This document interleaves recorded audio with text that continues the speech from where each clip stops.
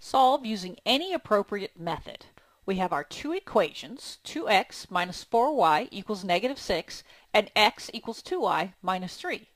Well, since this system of linear equations seems to already be set up for the substitution method, because the second equation is already solved for x, then that's the method I'm going to use. So I'll start with this first equation, twice x, and in place of x, I'm going to go ahead and put what x is. It's 2y minus 3, and then I have minus 4y equals minus 6. So I'll go ahead and simplify this. 4y minus 6, that's distributing the 2, minus 4y equals negative 6.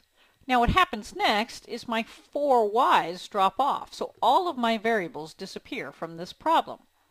When that happens, it leaves me with either a true statement or a false statement.